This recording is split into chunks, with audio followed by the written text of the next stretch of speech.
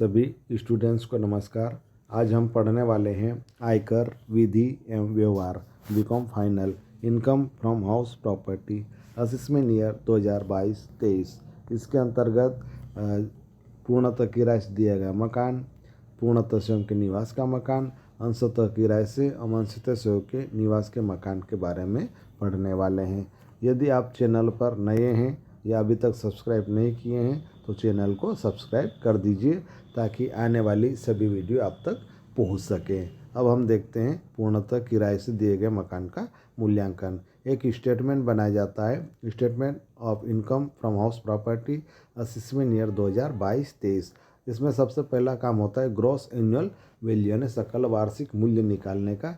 इसके लिए दो कंडीशंस हो सकती है, उस मकान पर या उस मकान वाले क्षेत्र में या तो किराया नियंत्रण अधिनियम लागू होता होगा या नहीं होता होगा या नहीं होता है, rent control act not apply. ऐसी स्थिति में तीन किरायों की तुलना करेंगे, एक्चुअल रेंट रिसीव्ड यानी वास्तविक प्राप्त किराया, म्यूनसिपल वैल्यू नगर पालिका मूल्य और उचित किराया यानी फेयर रेंट। इन तीनों में जो अधिक होगा उसको सकल वार्षिक मूल्य मानकर यहाँ पर लिखना है। यदि किराया नियंत्रण अधिनियम लागू होता है, इस स्थिति में दो किराए की तुलना करना है, एक्चुअल रेंट रिसीव्ड यानी वास्तविक प्राप्त किराया और स्टैंडर्ड रेंट यानी मानक किराया। इन दोनों में जो अधिक होगा उसको सकल वार्षिक मूल्य मानकर यहाँ पर लिखना है। यदि प्रश्न में जो स्टैंडर्ड रेंट यानी मानक किराया दिया हुआ है वो अन्य सभी किरायों से ज़्यादा है, ऐसी स्थिति में मानक किराए को आधार नहीं लेंगे और यह मानकर प्रश्न हल किया जाएगा कि उस पर किराया नियंत्रण अधिनियम लागू नहीं होता है।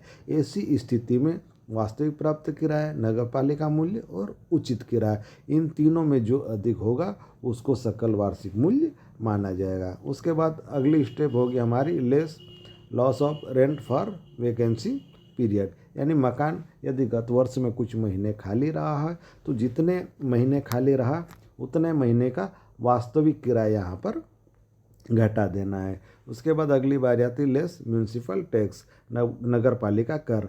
नगर पालिका कर नगर पालिका मूल्यांकन पर निकाला जाता है और गत वर्ष में मकान मालिक ने जितना भी चुकाया है वो पूरा यहाँ पर घटेगा। ध्यान देना है, यदि नगर पालिका कर अदत्त है या किराएदार चुकाता है तो नहीं घटाना है। अगला है अनरियलाइज्ड रेंट यानी डूबत किराया। डूबत किराया यदि ऐसा लिखा हो कि शर्तें पूरी हो गई है तो घटाना है जितना भी दिया हुआ है। इस तरह से सकल वार्षिक मूल्य में से इन सबको जोड़कर यहाँ पर लिखकर घटा देते हैं और घटाने के बाद जो चीज़ आएगी वो यहाँ लिखेंगे और वो कहलाएगा हमारा नेट एनुअल वैल्यू, शुद्ध वार्षिक मूल्य। अब इस शुद्ध वार्षिक मूल्य में से लेस डिडक्शन घटाई जाती है धारा 24 की। उसमें पहली डिडक्शन है standard deduction 30% of annual value, है ना। जो नेट एनुअल वैल्यू यहाँ आया था इसका 30% निकाल कर यहाँ हमको लिखना है। ये इसलिए दिया जाता है 30% कि मकान मालिक द्वारा गत वर्ष में किराया वसूली के वे या भूमि लगान या भूमि किराया या मकान का बीमा या इस तरह के और भी खर्चे किए जाते तो उन सभी खर्चों के बदले में मानक रूप से 30% की छूट यहाँ पर दे दी जाती है, तो वास्तविक खर्चों पर ध्यान नहीं देना है। अगला आता है हमारा इंटरेस्ट ऑन लोन, ऋण पर ब्याज। ऋण पर ब्याज में पहला आता है प्रीवियस ईयर, गत वर्ष का ब्याज। तो गत वर्ष के दौरान जितना भी ब्याज बना पूरा यहाँ पर लिखना है, चाहे चुकाया हो चाहे अदत्त हो। अगला आता है हमारा कंस्ट्रक्शन पीरियड, निर्माण अवधि का ब्याज। यदि निर्माण अवधि के दौरान कोई ब्याज हुआ है तो जितना भी ब्याज बनता है उसका 1/5 यहाँ पर घटाना है। जैसे उदाहरण के लिए मान लेते हैं कि 5 लाख रुपये ब्याज बनाता है तो उसका 1/5 यानी 1 लाख रुपये हमको यहाँ पर घटाना है। अब जो टोटल इसका और इसका करके हम यहाँ लिख लेंगे और इसके बाद नेट एनुअल वैल्यू में से इसको घटा देंगे। घटाने के बाद जो बचेगा उसको यहाँ लिख लेना है और उसको हम कहेंगे इनकम फ्रॉम हाउस प्रॉपर्टी, मकान संपत्ति से आय। उसके बाद अगला हम देखेंगे हमारा स्वयं के निवास के मकान का मूल्यांकन किस तरह से करना है। पूर्णतः स्वयं के आवास हेतु प्रयुक्त मकान का मूल्यांकन। इसमें भी सबसे पहला काम स्टेटमेंट बनाना है, statement of income from house property, और फिर असेसमेंट ईयर लिख देना 2022-23। और पहला काम होगा यहाँ पर भी ग्रॉस एनुअल वैल्यू की। सकल वार्षिक मूल्य यहाँ पर भी लिखना है। सकल वार्षिक मूल्य खुद के निवास के मकान में हमेशा नील आता है। उसके बाद अगला लेस डिडक्शन, यहाँ पर केवल एक ही कटौती घटती है, इंटरेस्ट ऑन लोन, लेकिन इसकी भी दो कंडीशन हो सकते हैं। मकान 1/4/99 यानी 1 अप्रैल 1999 के पूर्व ऋण लेकर बनवाया हो या क्रय किया हो। ऐसी स्थिति में वास्तव में जितना ब्याज बना है वो यहाँ लिखेंगे और यहाँ 30,000 दोनों की तुलना करेंगे और जो कम होगा उसको यहाँ पर लिखकर छूट देंगे। उदाहरण के लिए वास्तव में 20,000 रुपये ब्याज बना, यहाँ 30,000, तो 20,000 या 30,000 दोनों में कम हो तो यहाँ पर हम 20,000 रुपये लिखकर उसको छूट घटा देंगे। ठीक है। यदि मकान 1 अप्रैल 1999 को या इसके बाद ऋण लेकर बनवाया हो या क्रय किया हो, ऐसी स्थिति में वास्तव में जितना ब्याज बना वो यहाँ लिखना है और यहाँ 2 लाख लिखना है। इन दोनों की तुलना करेंगे और जो कम हो उसकी छूट देना है, पर यहाँ पर उसको लिख लेंगे। एक बात यहाँ पर ध्यान देना है, पहले का जो ऋण लिया हो उसमें 30,000 से तुलना करके यहाँ लिखे, दूसरे में अगर ऋण लिया तो यहाँ 2 लाख से तुलना करके लिखें। कभी कभी ऐसा हो सकता है कि दोनों तरफ लिया हो तो यहाँ पर 30,000 से तुलना करना है या 2 लाख से तुलना करना है, लेकिन दोनों मिलाकर 2 लाख से ज़्यादा की छूट नहीं देना है। आगे हम देखिए, और एक और चीज़ यहाँ ध्यान दें, ये जो ग्रॉस एनुअल हमारा नील होता है, तो इस कारण से जो इनकम फ्रॉम हाउस प्रॉपर्टी है यहाँ वाली, ये हमेशा हानि में आता है। इनकम फ्रॉम हाउस प्रॉपर्टी को हम लॉस के रूप में लिखेंगे। एक और चीज़ यहाँ पर ध्यान दें, यदि जो स्वयं के आवास का मकान है और उसके मरम्मत के लिए ऋण लिया हुआ है तो उसकी छूट हमेशा 30,000 तक ही मिलेगी, मतलब 30,000 से ऊपर नहीं मिलेगी, चाहे वो ऋण 1/4/99 के पहले लिया हो चाहे बाद में लिया हो। इसके साथ ही एक और चीज़ भी आप लोगों को ध्यान रखना है, ये जो 30,000 वाली और 2 लाख रुपए वाली बात है, ये केवल स्वयं के निवास के मकान के लिए है। यदि मकान किराए से दिया हुआ होगा तो वहाँ पर कितना भी ब्याज बनेगा गत वर्ष का, उसकी पूरी छूट मिलेगी। साथ ही निर्माण अवधि के ब्याज का निर्माण अवधि के दौरान को जो ब्याज होगा उसको भी हम शामिल करके या 30,000 से या 2 लाख रुपये से तुलना करेंगे, जैसी भी स्थिति होगी। उसके बाद आगे हम देखते हैं अगला मकान अंशतः किराए से एवं अंशतः स्वयं के आवास हेतु प्रयुक्त मकान। ऐसे मकान 2 प्रकार के होते हैं। मकान के कुछ भाग में वर्ष भर स्वयं रहा हो तथा कुछ भाग वर्ष भर किराए से दिया हो। ऐसा मकान हो सकता है जो जैसे बड़ा मकान हो तो बड़े मकान में जैसे कुछ भाग में स्वयं रहता हो और कुछ भाग किराए से दे दिया हो। इस तरह से हो तो कैसे क्या करना है उसकी गणना, तो जो स्वयं के निवास का मकान है, सेल्फ ऑक्यूपाइड है, उसकी गणना स्वयं के निवास के मकान की तरह करना है, और जो किराए से दे दिया है, लेट आउट है, उसकी गणना हमको किराए से दिए मकान की तरह करना। तो इतना हम किराए से एक घर ही मान लेंगे उसको, और आधा हिस्सा जितना किराए से दिया उसको किराए से दिया मानकर, और जितना स्वयं के निवास के उपयोग में आता उतना स्वयं के निवास के उपयोग के नियमों के अनुसार हमको गणना करना है। जैसे सेल्फ ऑक्यूपाइड पोर्शन लिख लेंगे और उसका ग्रॉस एनुअल वैल्यू नील, फिर लेस इंटरेस्ट ऑन लोन।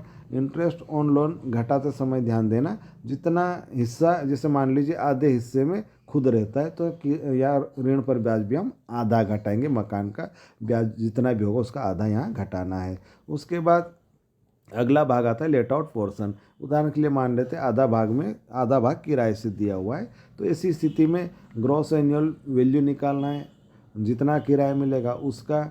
उसके बाद नगर पालिका मूल्यांकन है, उचित किराया है, ये सारी चीज़ें आपको 1/2 यानी आधे मकान का मूल्यांकन कर रहे हैं तो आधा लेना है, और इस तरह से हमको सकल वार्षिक मूल्य निकाल कर यहाँ लिख लेना है। उसके बाद मकान खाली रहा हो तो जितने अवधि का खाली रहा वो किराया घट जाएगा।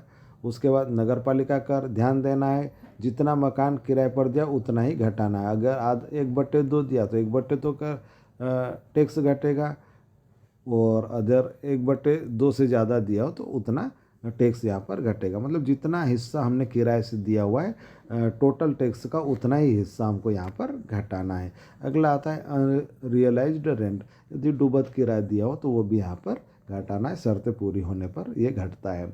उसके बाद देखिए जो टोटल कर ले उसमें घटाने के बाद आ जाएगा हमारा net annual value. Net annual value के बाद लेस डिडक्शन करना है 30% of annual value, net annual value तो उसका 30% एसडी घटा देना है और अगला ऋण पर ब्याज घट जाएगा। तो इस तरह से इस तरह के जो मकान होते हैं उसकी इनकम दो भागों में निकलेगी।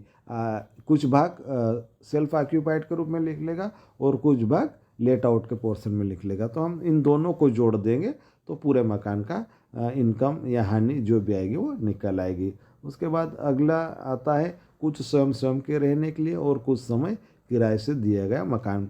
कभी कभी ऐसा हो सकता है कि कुछ समय, जैसे मान लीजिए 4 महीने खुद रहता है, 8 महीने किराए के लिए दे दिया है, या ऐसा हो सकता है 6 महीने खुद रहता है और 6 महीने किराए के लिए दे दिया है। तो जितने महीने किराए के लिए दे दिया है उतने महीनों का किराया लेकर हमको यहाँ पर गणना करना होती है। वो स्वयं उस मकान में कितने महीने रहा उससे यहाँ पर कोई फ़र्क नहीं पड़ता है। और यहाँ पर ये भी ध्यान देना है कि जो ग्रॉस एनुअल वैल्यू है यहाँ पर नील नहीं होगा। अब उसकी गणना किस तरह से करना हम देखें। ग्रॉस एनुअल वैल्यू यहाँ पर भी निकालना है। सबसे पहले जैसे rent control act not apply तो 3 किराए की तुलना करना है। किराया लेते समय ध्यान दें एक्चुअल रेंट रिसीव्ड यहाँ पर वास्तविक महीनों का लेना है। यदि 6 महीने के लिए मकान किराए पर दिया और 6 महीने खुद रहा है तो किराया 6 महीने का लेंगे। यदि 8 महीने के लिए किराए पर दिया और 4 महीने स्वयं रहा है तो यहाँ पर किराया 8 महीने का देना है। तो जितने महीने के लिए मकान किराए पर दिया है उतने महीने का किराया यहाँ पर लेना है और बाकी किराया पूरे 12-12 महीने का लेना है। और इसके बाद हम तुलना करेंगे और तुलना करने के बाद जो ज़्यादा होगा उसको यहाँ पर सकल वार्षिक मूल्य के रूप में लिख देंगे। यदि किराया नियंत्रण अधिनियम लागू होता है तो भी वहाँ पर वास्तविक महीने का यानी 8, 6 या जितने भी महीने किराए पर जाए उतने महीने का वास्तविक महीनों की किराया लिख देंगे और स्टैंडर्ड रेंट उसको 12 महीने का लेना और तुलना करके जो अधिक होगा उसको सकल वार्षिक मूल्य के रूप में लिख लेना है। उसके बाद आगे नगर पालिका कर है या डूबत किराया है वो पहले की मकान की तरह ही यहाँ पर लिखकर घटा लेना है। उसके बाद जो नेट एनुअल वैल्यू निकल आएगा उसमें स्टैंडर्ड डिडक्शन 30% घटा देना है। इंटरेस्ट ऑन लोन जो भी रहेगा वो पूरे मकान का यहाँ पर घट जाएगा। एक चीज़ और यहाँ पर देखना है यदि मकान 2 से ज़्यादा करदाता उपयोग अपने खुद के निवास के उपयोग में लाता है तो 2 मकान तो स्वयं के निवास के उपयोग में ले सकता है। लेकिन उससे जो अधिक मकान अगर स्वयं के निवास के उपयोग में लेता है तो अधिक वाले मकान किराए से दिए गए मानकर उसकी भी गणना की जाएगी। यहाँ पर हम लगभग पूरी चर्चा कर चुके हैं। वीडियो यदि अच्छा लगे, पसंद आए तो चैनल को सब्सक्राइब कीजिए, वीडियो को लाइक कीजिए और अपने दोस्तों के मध्य शेयर कीजिए। पूरा वीडियो देखने के लिए बहुत बहुत धन्यवाद। Thank you.